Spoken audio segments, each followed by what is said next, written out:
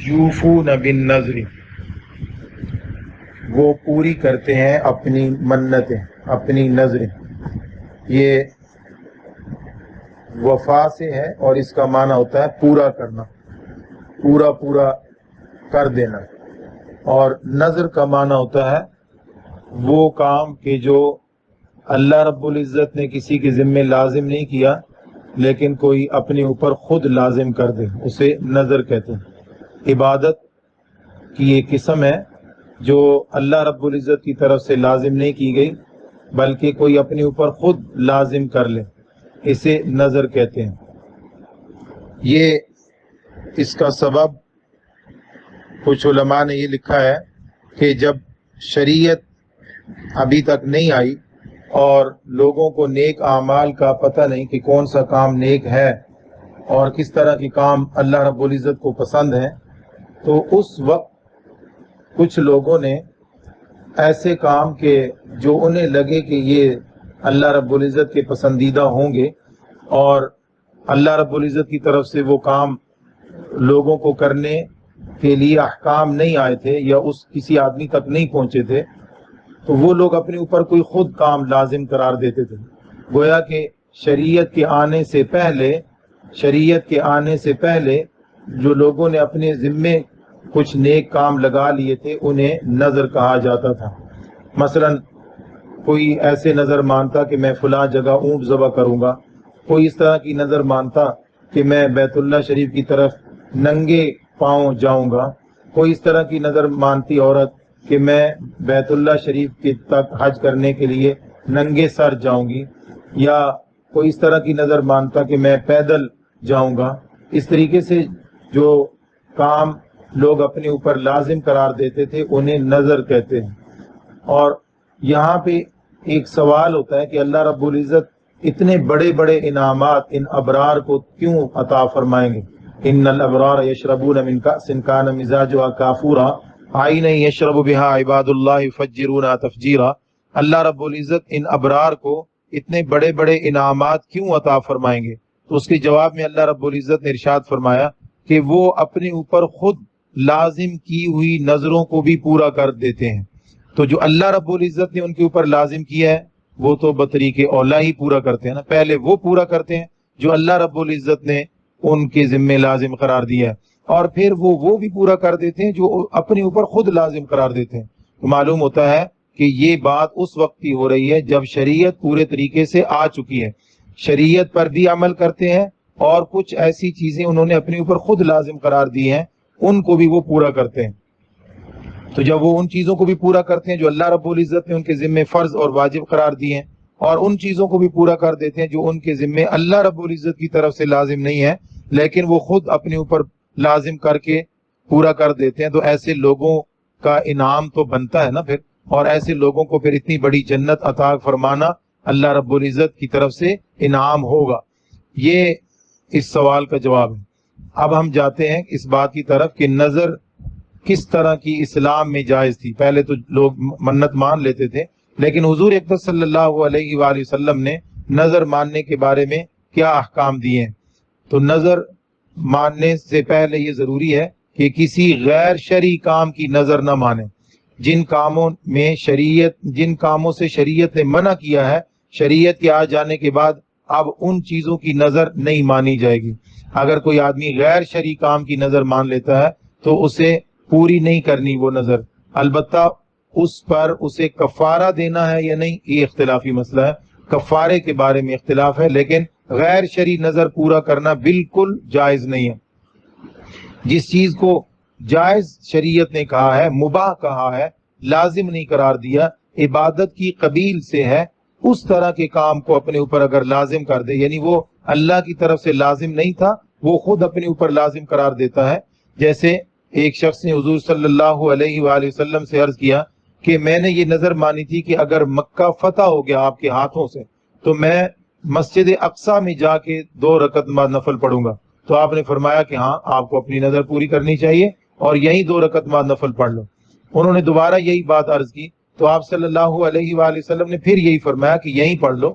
تیسری بار بھی اسی طرح کا ہوا۔ علماء نے لکھا ہے کہ حضور اقدس صلی اللہ علیہ وآلہ وسلم نے فرمایا کہ اگر کوئی شخص اپنے گھر میں نماز پڑھے تو وہ ایک نماز کا ثواب پاتا ہے، اگر وہ مسجد میں جا کے نماز پڑھے تو وہ 25 نمازوں کا ثواب پاتا ہے، اور اگر جامع مسجد میں پڑھے تو 500 نمازوں کا ثواب پاتا ہے، اور اگر مسجد اقصی میں پڑھے تو 1000 نمازوں کا ثواب پاتا ہے، اور اگر مسجد نبوی میں پڑھے تو 50,000 نمازوں کا ثواب پاتا ہے، اور اگر مسجد حرام میں پڑھے تو 1,00,000 نمازوں کا ثواب پاتا ہے۔ اب وہ مسجد حرام میں کھڑے ہو کر یہ نظر مان رہے کہ میں مسجد اقصی میں جا کے نماز پڑھوں گا، تو آپ صلی اللہ علیہ وآلہ وسلم اسے فرما رہے ہیں کہ یہی پوری کر لو، کیونکہ مسجد اقصی میں پڑھنے کا تو ثواب کم ہے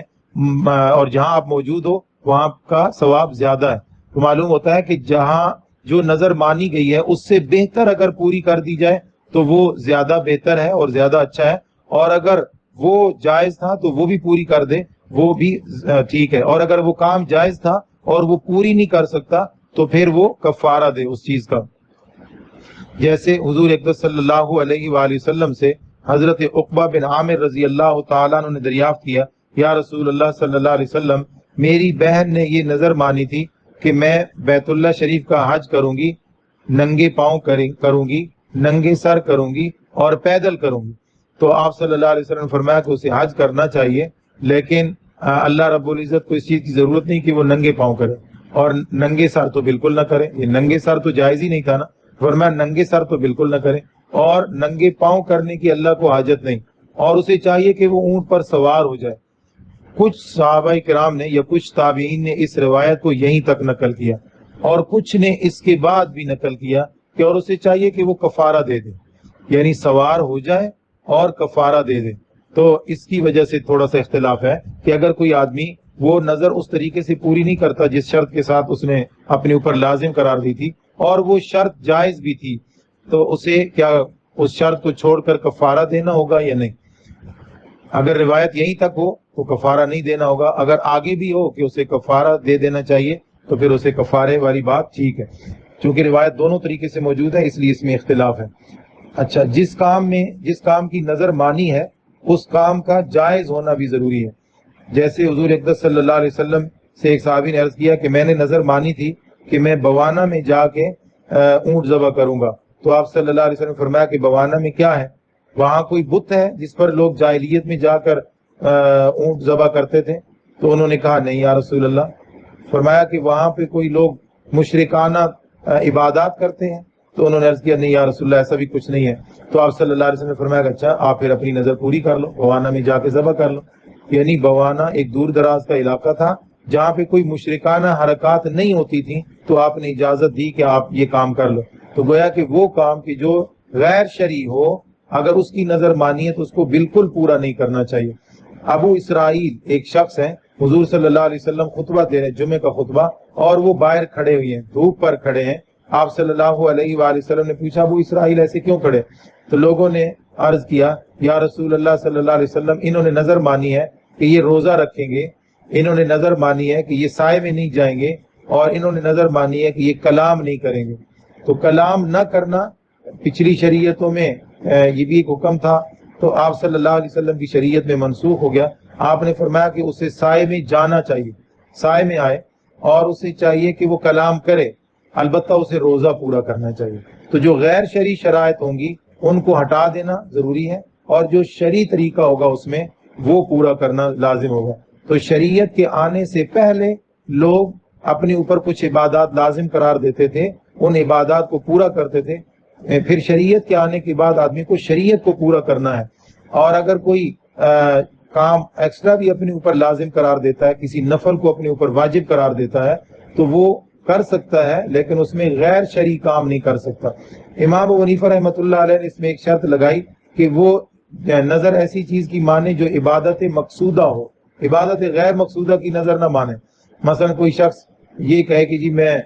دن میں 5 بار وضو کروں گا، دن میں 10 بار وضو کروں گا، تو وضو عبادت غیر مقصودہ ہے، ایسے کام کی نظر ٹھیک نہیں ہے۔ عبادت مقصودہ کی نظر مانے کہ میں اتنے نوافل پڑھوں گا، میں قرآن مجید کی تلاوت کروں گا، میں قرآن مجید کو ترجمے سے پڑھوں گا، میں جو ہے وہ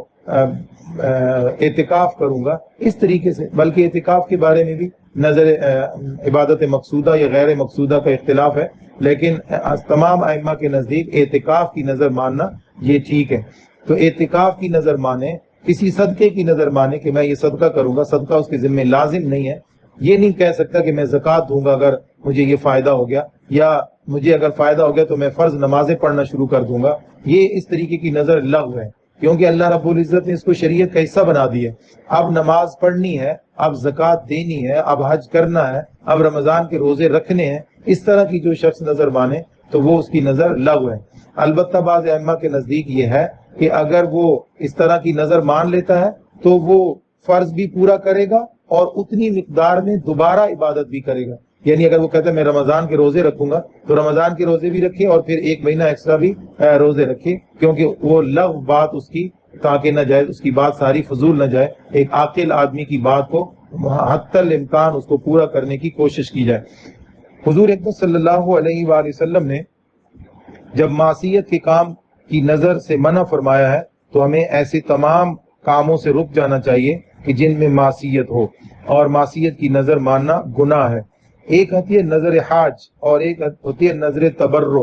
نظر حاج کیا ہوتی ہے کہ ایک آدمی نے یہ نظر مانی کہ میں اگر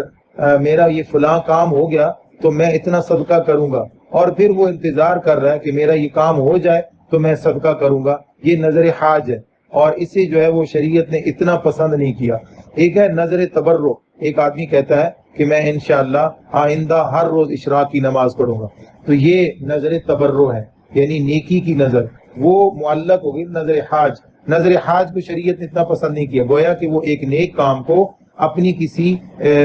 ضرورت کے ساتھ اٹیچ کر دیتا ہے، منسلک کر دیتا ہے، اللہ کی عبادت کو روک دیتا ہے اپنی کسی ضرورت کے ساتھ کہ میری یہ ضرورت پوری ہوگی تو میں اللہ کی عبادت کروں گا، تو یہ پسندیدہ نہیں ہے، حضور صلی اللہ علیہ وسلم نے اس کو پسند نہیں فرمایا۔ البتہ نظر تبرع کو پسند فرمایا، جیسے کوئی آدمی اپنے اوپر کوئی چیز لازم قرار دیتا ہے لیکن کسی چیز کے ساتھ مشروط نہیں کرتا کہ وہ کام ہوگا تو میں یہ کام کروں گا۔ اللہ رب العزت ہمیں جو کام ہمارے ذمہ لازم ہے وہ بھی ادا کرنے کی توفیق عطا فرمائے، اور جو نوافل ہیں ان کی بھی پابندی کی توفیق عطا فرمائے، تاکہ ہم ابرار کا یہ مقام حاصل کر پائیں۔